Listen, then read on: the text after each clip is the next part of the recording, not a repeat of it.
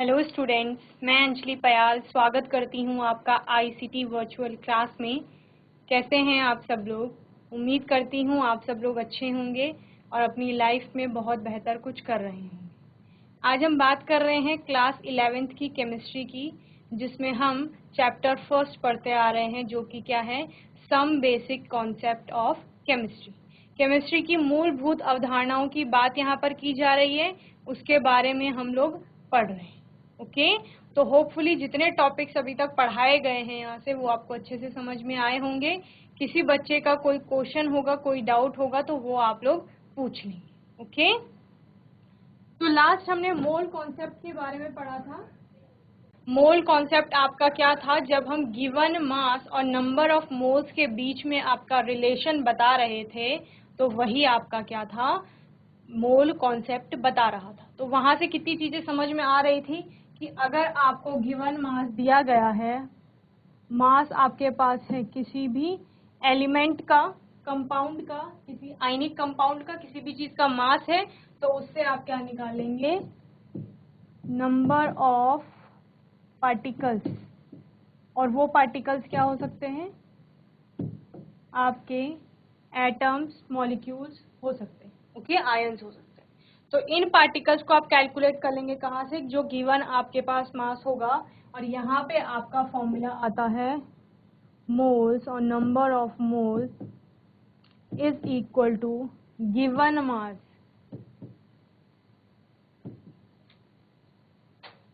Upon mass of one mole.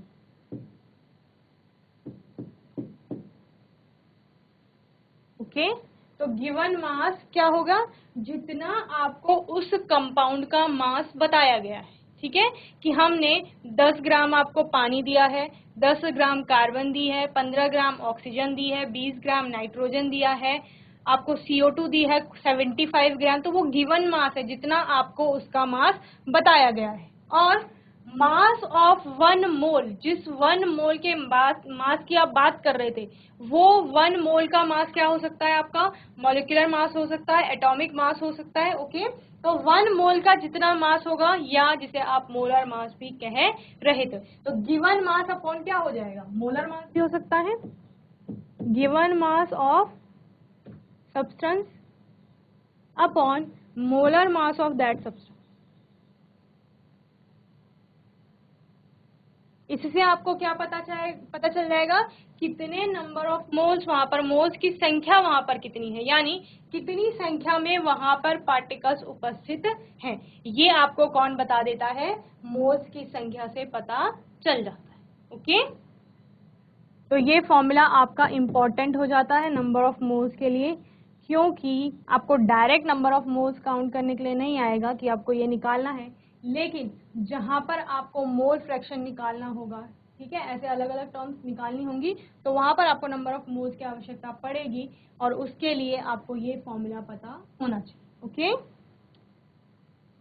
Then हमारा next आया था empirical formula and molecular formula. Empirical formula आपका क्या था, मूलानुपाती सूत्र जिसे कहा जा रहा था, और मॉलिक्यूलर फॉर्मूला क्या था, आणविक सूत्र। ओके, आणविक सूत्र क्या था, जब आप जनरल किसी का फॉर्मूला बता रहे हैं, किसके आधार पर, उसमें कितने एलिमेंट्स के कितने एटम्स उपस्थित हैं उनके आधार पर। ओके, तो वो आपका क्या हो गया, मॉलिक्यूलर फॉर्मूला हो गया। दूसरा, जब उन अणुओं की संख्या या उन एटम्स, परमाणुओं की संख्या को आप सरल नंबर्स में लिख रहे हो, सरलीकृत कर रहे हैं, या उसका अनुपात निकाल रहे हैं, तो उसको क्या कहा जाता है, मूलानुपाती सूत्र या इंपीरिकल फॉर्मूला कहा जा रहा था। और उस इंपीरिकल फॉर्मूले और मॉलिक्यूलर फॉर्मूले में एक रिलेशन आया था, molecular formula is equal to क्या हो रहा था, n इंटू इंपीरिकल फॉर्मूला, जहां पर n आपका क्या होता है, होल नंबर हो सकता है, 1 2 3 4, इनमें से कुछ भी हो सकता है, होल नंबर होना चाहिए। ओके, और यहीं से जो आपका मॉलिक्यूलर मास होता है, और इंपीरिकल फॉर्मूले से आप क्या निकालेंगे, इंपीरिकल मास निकालेंगे, तो उसके बीच में भी आपका रिलेशन आता है, mf is equal to mm लिख लेते हैं मॉलिक्यूलर मास को, mm is equal to n into em, empirical mass या वेट भी आप इसे कह सकते हैं। ओके, और दोनों ही केस में एक किसी कंपाउंड के लिए आपका मॉलिक्यूलर फॉर्मूले और इंपीरिकल फॉर्मूले के बीच में जो रिलेशन होगा वही मॉलिक्यूलर मास और इंपीरिकल मास के लिए होगा, यानी n की वैल्यू दोनों के लिए क्या हो जाएगी, सेम हो जाएगी जब आप एक कोई कंपाउंड ले रहे हैं, ठीक है। अलग अलग कंपाउंड्स के लिए आपका ये n की वैल्यू क्या होती रहेगी, चेंज होती रहेगी। कहीं पर आपका 1 आ रहा है, कहीं पर 2 आ रहा है, कहीं पर 3 आ सकता है और उससे ज्यादा भी आ सकता है। ओके, तो होपफुली आपको इतना समझ में आ गया होगा कैसे आप मॉलिक्यूलर फॉर्मूले से इंपीरिकल फॉर्मूला बनाएंगे, और अगर आपको मॉलिक्यूलर मास दिया गया है, मॉलिक्यूलर मास से आप क्या कर लेंगे, इंपीरिकल मास निकाल लेंगे, या अगर आपको इंपीरिकल फॉर्मूला मॉलिक्यूलर मास दिया गया है तो उससे मॉलिक्यूलर फॉर्मूला को डिराइव कर लेंगे। इसका हमने एक एग्जाम्पल भी किया था। अब आपका नया टॉपिक आता है स्टोइकियोमेट्री भी जिसे कहते हैं, या स्टोइशियोमेट्री भी उसे कहा जाता है।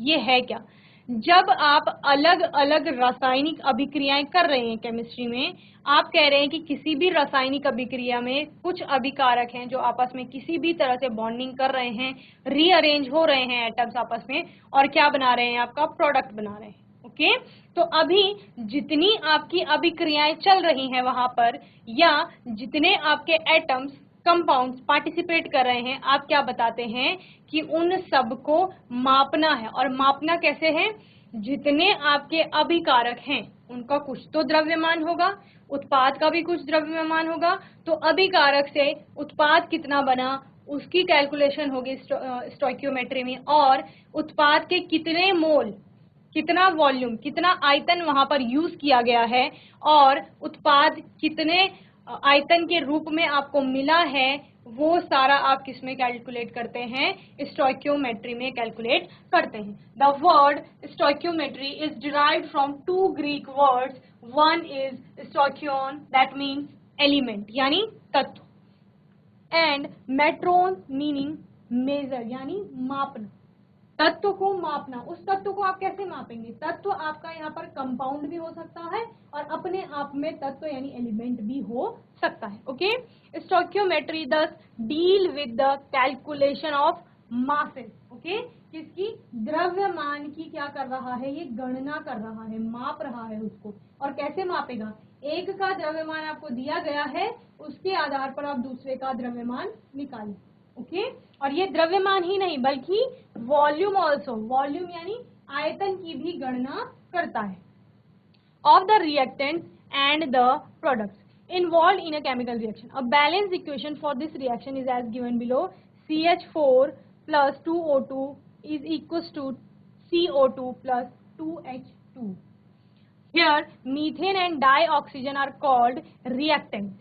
Methane and dioxygen are called reactants, and carbon dioxide and water are called products. Note that all the reactants and product are gases. सब जगह पे आपको जी लिखा हुआ दिख रहा है, तो यानी चारों चीजें, दोनों आपके अभिकारक और दोनों आपके उत्पाद किस स्टेट में मिल रहे हैं, आपको गैसेस स्टेट में मिल रहे हैं। And this has been indicated by letter G in the brackets next to its formula. Similarly, in case of solid and liquid, S and L are written respectively. यानी जो compound या जो element जो reactant की तरह use हो रहा है, या फिर कोई कंपाउंड जो प्रोडक्ट में आ रहा है आपका, उन सब के आगे ब्रैकेट में G, S, L ऐसे आपको लिखे हुए दिखेंगे। तो जहां पर ब्रैकेट में ऐसे G लिखा है, दैट मीन्स कि वो पर्टिकुलर कंपाउंड उस रिएक्शन के लिए गैसियस स्टेट में है। जैसे यहाँ पर H2O लिखा है, H2O के आगे G है, दैट मीन्स कि जो ये वाटर है ये कौन सी स्टेट में मिलेगा आपको, वेपर के रूप में यानी गैसियस स्टेट में मिलेगा। ऐसे ही किसी किसी अभिक्रिया में आपको जो क्या होगा, आपके कंपाउंड्स होंगे उनके आगे S लिखा हुआ मिल सकता है ब्रैकेट में, दैट मीन्स कि वो क्या होगा, सॉलिड के रूप में होगा। और वहीं अगर किसी के आगे L लिखा हुआ है, दैट मीन्स लिक्विड में वो कंपाउंड वहां पर है। ओके, तो इतनी चीजें क्लियर हैं।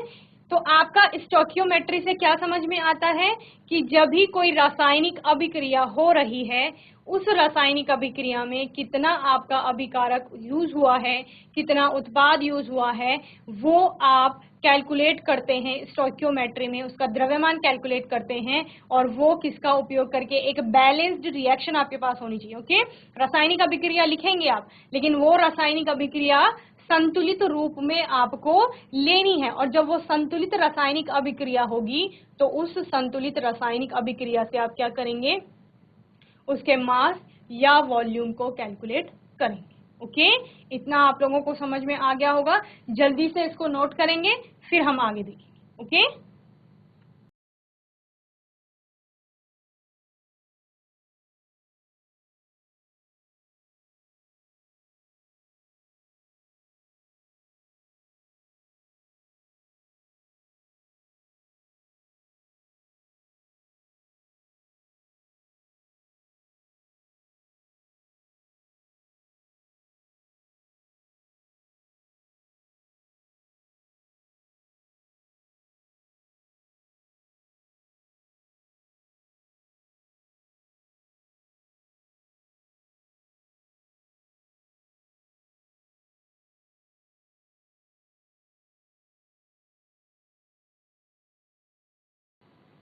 तो बच्चों आपको स्टोइकियोमेट्री कैलकुलेशन समझ में आ गई होगी। अभी कैलकुलेशन करनी कैसे है वो हम देखेंगे। ओके,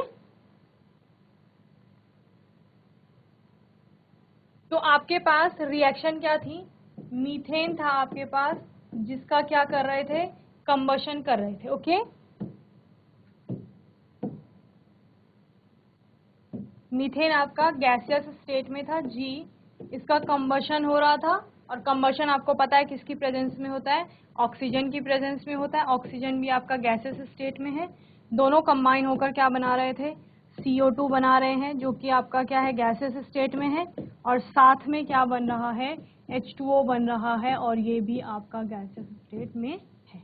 ओके, ये आपके पास क्या है, एक रासायनिक अभिक्रिया है। इस रासायनिक अभिक्रिया को आप बैलेंस कर लेंगे।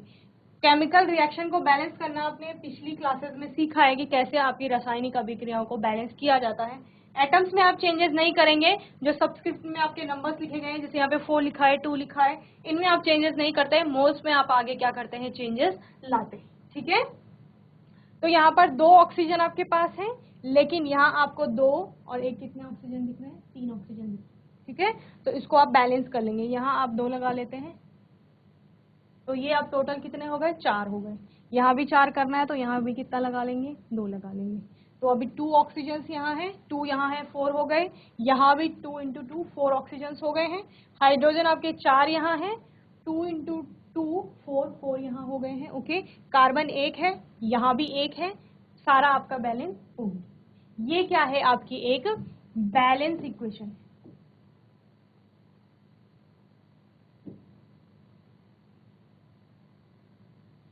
यानी संतुलित रासायनिक अभिक्रिया, संतुलित अभिक्रिया है। अब इस संतुलित अभिक्रिया में आपने क्या करना है, स्टोइकियोमेट्री का यूज करके पता करना है कि क्या क्या यहाँ पर हो रहा है। पहली चीज CH4 क्या है, आपका मीथेन है। मीथेन CH4 के कितने मोल्स यहाँ पर यूज हो रहे हैं, मोल्स कौन से हैं, जो नंबर आपका आगे लिखा रहता है वही होता है मोल, या अणुओं की संख्या जिसे आप बोलते हो नंबर ऑफ मॉलिक्यूल्स। तो यहाँ पर कुछ नहीं लिखा है, दैट मीन्स 1 मोल। CH4 का 1 मोल आपका यूज हो रहा है। ओके, मीथेन का 1 मोल प्लस दूसरा क्या है आपका, रिएक्टेंट की बात हो रही है। ये क्या है, आपके रिएक्टेंट है,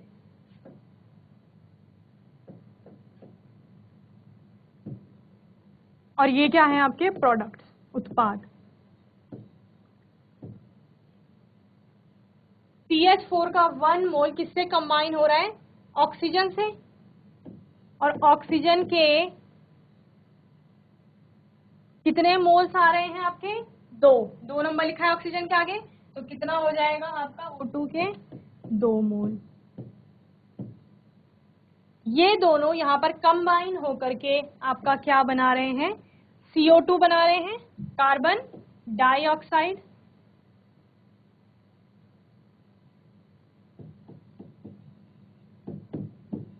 और CO2 के आपके कितने मोल बन रहे हैं वहां पर? 1 मोल बन रहा है, 1 मोल। और साथ में क्या बन रहा है? प्लस वाटर बन रहा है H2O, और इसके आपके कितने मोल बन रहे हैं? 2 मोल्स, 2 मोल्स बन रहे हैं। तो यहां पर इससे क्या समझ में आता है आपको?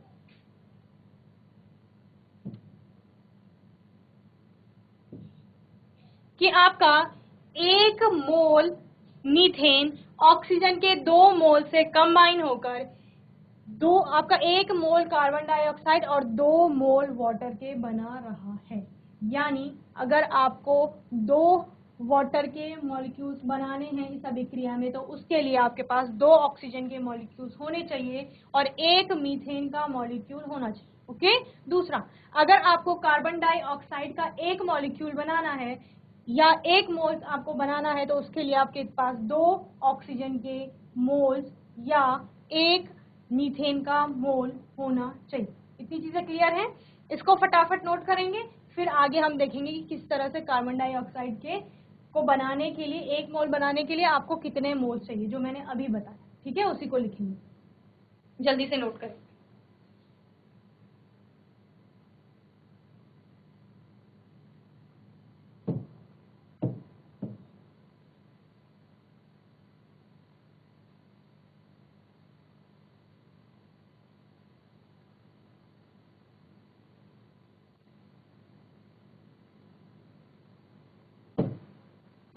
तो क्या बताया गया है यहाँ से कि आपका जो CO2 बन रही है, क्या बन रही है?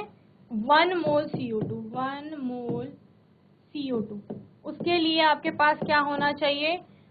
2 moles of oxygen O2 plus 1 mole of CH4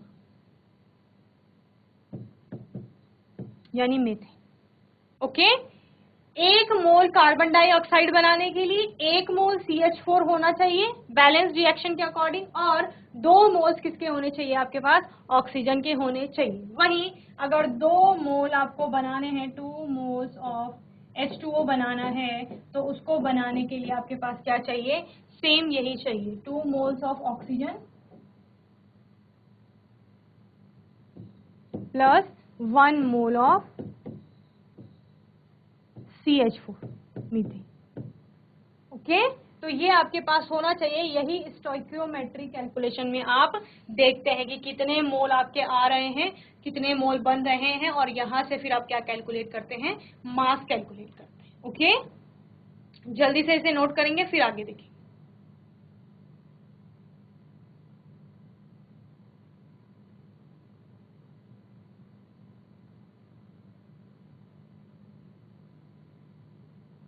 तो इतना आपको समझ में आ गया होगा स्टोइकियोमेट्रिक में कि क्या किस तरह से आपकी रिएक्शंस हो रही हैं। इसके बाद आपका आता है लिमिटिंग रिएजेंट, और लिमिटिंग रिएजेंट आपका क्या कहता है? एक एग्जांपल लेके चलते हैं। A प्लस B मिलकर के आपका C प्लस D बना रहा है। ठीक है, एक केमिकल रिएक्शन है आपके पास जहां पर A B से मिलकर के C और D बना रहा है। हम कह रहे हैं कि A का मास यहाँ पर M1 लिया जा रहा है और B का मास M2 लिया जा रहा है। ठीक है, क्या कहा? A का M1 मास B के M2 मास के साथ रिएक्ट करने वाला है। ओके, और हम यहाँ पर कह रहे हैं कि जो A का M1 मास है, ओके, A का M1 मास है, वो B के पूरे M2 मास से रिएक्ट नहीं करेगा। समझ रहे हैं? M1 और M2 मास तो लिया गया है रिएक्ट कराने के लिए, लेकिन M2 मास पूरी तरीके से रिएक्ट नहीं करेगा। इस B के सिर्फ कुछ मात्रा से ही आपका A रिएक्ट करेगा और उतने में ही आपके प्रोडक्ट C और D बना देगा। यानी जो अमाउंट यूज की जा रही है उसको मैं MB मान लेती हूँ। M1 प्लस MB मिलकर के A का M1 मास और B का MB मास आपस में मिल करके क्या बना लेते हैं? आपका C और D का मास बना लेते हैं, यानी C और D आपका बन जाता है। इतना समझ में आ गया? तो क्या हो रहा है यहाँ पर? M2 जो है that is greater than MB, यानी M2 आपका ज्यादा मास था, B का आपका क्या था, ज्यादा मास था, और उस ज्यादा मास में से A ने क्या किया, सिर्फ कुछ पार्ट लिया, उसके साथ अभिक्रिया की, और C और D यहाँ पर क्या कर दिया, बना दिया। ओके, तो अभी भी क्या रहा, क्योंकि M2 क्या है, ज्यादा है MB से, तो आपके पास क्या आ जाएगा, M का अभी भी कुछ मास बचा हुआ होगा। जब आप क्या करेंगे, M2 में से MB को माइनस कर देंगे तो कुछ तो मास बचा हुआ होगा। हम कह रहे हैं कि M1 इतना है, M1 का साइज इतना है, वही ये आपका M1 हो गया, M2 का मास भी यही है, ठीक है, ये M2 का मास है। लेकिन M2 से M1 पूरी तरीके से रिएक्ट नहीं करेगा, इसके सिर्फ कुछ पार्ट से, इतने ही पार्ट से रिएक्ट करके अपना अभिक्रिया कर देता है और C और D प्रोडक्ट बना देता है। अभी जो ये दूसरा पार्ट है, कौन सा, ये वाला पार्ट, ये कैसा रहता है, अनरिएक्टेड रहता है, या आप क्या कहेंगे, इसमें किसी भी प्रकार की अभिक्रिया नहीं होगी। ओके, सिर्फ ये वाला पार्ट जिसे मैं आपको ग्रीन कलर से दिखा रही हूँ, ये वाला पार्ट, ये सिर्फ अभिक्रिया में M1 के साथ गया है, और यही आपका क्या है, ये ग्रीन पार्ट ही क्या है, MB है। समझ रहे हैं, यानी जब रिएक्शन हो रही है, रिएक्शन कंप्लीट भी हो गई है आपकी, तब भी MB का कुछ ना कुछ M2 का कुछ ना कुछ अनरिएक्टेड पार्ट रहेगा, और वो अनरिएक्टेड पार्ट क्या रहेगा, M2 माइनस MB रहेगा, क्योंकि MB आपका यूज हो गया है, M2 आपका टोटल मास था। तो इस चीज से आपको और टोटल क्या समझ में आता है कि A का जो मास था वो तो पूरा यूज हो गया है अभिक्रिया में, लेकिन B का जो मास हमने लिया था M2, वो पूरा यूज नहीं हुआ, सिर्फ MB यूज हुआ है, आधा हम बोल सकते हैं, या आधे से कम, जितना भी किसी केमिकल रिएक्शन के लिए रिक्वायर्ड रहेगा उतना उस A ने यूज कर लिया है, और अपना ये मिल करके, इतना पार्ट मिल करके अभिक्रिया बना ली है। और क्या बनाया इन्होंने, C और D को बना लिया है, ये C और D बन गए आपके, ठीक है। तो यानी सबसे पहले अभिक्रिया में किसका मास खत्म हुआ, जो कंप्लीटली यूज हो गया होगा। कंप्लीटली यूज कौन हुआ है, आप कह रहे हैं और यहाँ पर देख रहे हैं कि M1 यानी A आपका कंप्लीटली यूज हो गया है, या आप कहेंगे कि A का जितना मास था वो रासायनिक अभिक्रिया में पहले खत्म हो गया, ओके। और अभी भी B का जो M2 टोटल मास था उसमें से आधा, इतना जो ये पर्पल कलर का दिख रहा है, वॉयलेट कलर का, ये पार्ट उसका बचा हुआ है, इतना मास उसका बचा हुआ है जो कि अनरिएक्टेड है, जो कि बच रहा है, लेफ्ट ओवर आप उसे कह सकते हैं किसी रासायनिक अभिक्रिया में। तो आपका लिमिटिंग रेजेंट क्या होगा, ये A होगा, जो कि किसी रासायनिक अभिक्रिया में पहले समाप्त हो गया है, जिसकी वजह से आगे रिएक्शन नहीं हो पाएगी, आगे रिएक्शन नहीं हो पाएगी, क्योंकि जो ये अनरिएक्टेड पार्ट है इसके साथ रिएक्ट कराने के लिए आपके पास A का कोई भी मास अब नहीं बचा है, ओके। तो हमने क्या कहा, A और B आपके पास दो रिएक्टेंट थे, दोनों रिएक्टेंट में से जिसका मास पहले खत्म हो जाएगा वो आपका क्या होगा, लिमिटिंग रिएजेंट होगा। इस केस में हमने किसको, A को लिमिटिंग रिएजेंट देखा है, क्यों, क्योंकि उसका जो M1 मास था वो कंप्लीटली यूज्ड हो गया है रिएक्शन में, या वो पहले समाप्त हो गया है, जबकि B का जो क्या है मास है वो अभी भी अनरिएक्टेड है, कुछ बचा हुआ है, जो कि क्या था, M2 माइनस MB था, जहां पर MB आपका यूज्ड हो चुका है C और D बनाने के लिए, और M2B का क्या था, टोटल मास था जो कि लिया गया है। तो यहां से लिमिटिंग रिएजेंट क्या हो जाता है आपका, द रिएक्टेंट, क्या है, ये एक रिएक्टेंट है, ए रिएक्टेंट ही आपका था अभिक्रिया से पहले जो आपके पास था, ओके। ये एक रिएक्टेंट होता है विच गेट्स कंज्यूम्ड फर्स्ट, जो पहले क्या हो गया है, कंज्यूम हो गया है किसी रासायनिक अभिक्रिया में जो पहले उपयोग किया जा चुका है, या आप कहेंगे जिसकी मात्रा पहले समाप्त हो गई है। तो वो क्या है, consumed first limits the amount of product formed, okay. तो जितना C और D की मात्रा अब इतनी ही रहेगी, क्यों, क्योंकि A समाप्त हो गया है। अगर आपके पास और A होता जो B के अनरिएक्टेड वाले पार्ट से रिएक्ट करता, तो और C और D की मात्रा आपको प्राप्त हो सकती थी, ठीक है। तो उस A की वजह से उस A की वजह से इस C और D की आपको और ज्यादा मात्रा नहीं मिल रही है, या आप क्या कहेंगे कि वो रिएक्टेंट जिसकी मात्रा समाप्त हो गई है, क्योंकि जब तक A की और मात्रा नहीं आएगी तो B से कोई रिएक्ट नहीं करेगा, B से रिएक्ट नहीं करेगा तो C और D नहीं बनेगी। ओके, A खत्म हो गया है, तो A के खत्म होने के कारण क्या हो रहा है, C और D यानी प्रोडक्ट आपके और नहीं बन पा रहे। Okay, Therefore called the limiting reagent, limits बना रहा है वो, लिमिट्स यानी एक दायरा बना रहा है कि C और D की मात्रा इतनी ही उत्पन्न होगी किसी रासायनिक अभिक्रिया में, क्योंकि मेरे पास तो सिर्फ M1 ही है। A क्या कह रहा है, मेरे पास M1 ही है, मैं M2 के सिर्फ MB पार्ट से, ये टोटल M2 है, इसके सिर्फ MB पार्ट से क्या करूंगा, रिएक्शन यानी अभिक्रिया करूंगा और C और D बनाऊंगा जितना भी बने। ओके, अगर मेरे पास, किसके पास, A के पास थोड़ा और क्या होता, मास होता, तो C और D की मात्रा क्या हो जाती, थोड़ी और ज्यादा बन जाती। क्यों, क्योंकि B तो आपके पास ऑलरेडी है ही ज्यादा। तो कितनी चीजें समझे, लिमिटिंग रिएजेंट एक रिएक्टेंट होता है, एक अभिकारक होता है। कौन सा अभिकारक होता है, जो कि अभिक्रिया में पहले कंज्यूम हो जाता है, या आप क्या कहेंगे, जिसकी मात्रा पहले समाप्त हो जाती है किसी रासायनिक अभिक्रिया में, या मास जिसका पहले समाप्त हो जाता है, और उसकी वजह से क्या हो जाता है, प्रोडक्ट्स के लिए दायरे बन जाते हैं या लिमिट्स लग जाती है कि अभी और प्रोडक्ट नहीं बन पाएगा। तो उसी को आप क्या कहते हैं, लिमिटिंग रिएजेंट कहते हैं, या सीमांत अभिकर्मक जिसे कहा जाता है। ओके, होपफुली आपको इतना अच्छे से समझ में आ गया होगा।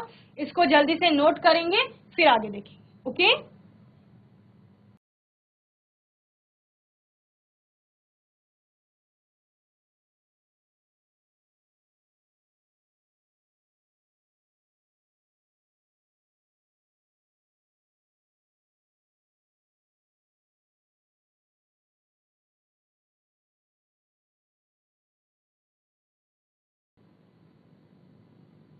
चलिए, लिमिटिंग रिएजेंट समझ में आ गया, स्टोइकियोमेट्रिक आपने देख लिया, उसकी एक कैलकुलेशन कर लेते हैं, एक एग्जांपल ले लेते हैं। आपके पास क्वेश्चन है, amount of water produced by the combustion of 16 gram of methane. 16 gram methane दी गई है। मीथेन क्या है आपका, CH4 है। ये आपको कितनी दी गई है, 16 ग्राम दी गई है। इसका मॉलिक्यूलर मास निकाल लीजिए, आपको 16U मिल जाएगा, उसको ग्राम में लिख लीजिए, 16 ग्राम हो गया। ओके, आपको केमिकल रिएक्शन याद होगी, अभी करवाई थी, CH4 plus O2, 2O2 balance करके ही लिख लेते हैं रिएक्शन को, CO2 is equal to CO2 plus 2H2। ये आपकी क्या है, बैलेंस्ड रिएक्शन। ओके, इस बैलेंस्ड रिएक्शन के अनुसार आपको क्या पता चल रहा है, एक मॉलिक्यूल जो है किसका, मीथेन का, या एक मोल मीथेन क्या बना रही है आपकी, 1 मोल मीथेन क्या बना रहा है आपका, क्योंकि हमें सिर्फ वाटर का यहाँ पर निकालना है, तो यहाँ पे सिर्फ वाटर के मॉलिक्यूल के बारे में बात करेंगे। 2 moles of water that is H2। Okay, क्या बना रहा है, 1 मोल आपका मीथेन 2 मोल वाटर के दे रहा है।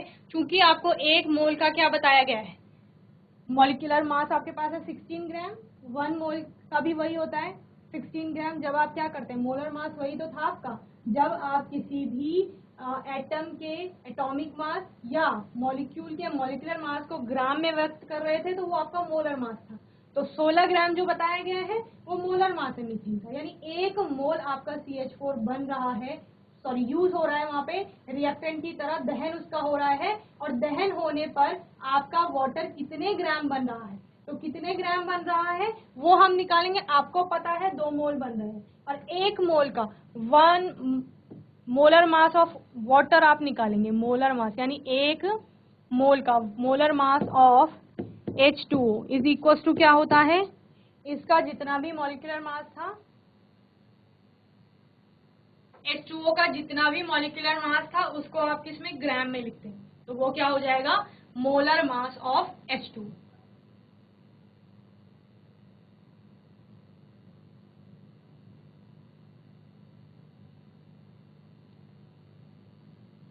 तो ये आपका H2O का क्या होता है, 2 एटम यूज हो रहे हैं हाइड्रोजन के, इनटू 1 एटॉमिक मास है प्लस 16 ऑक्सीजन का हो जाएगा, तो कितना हो गया 18 यू।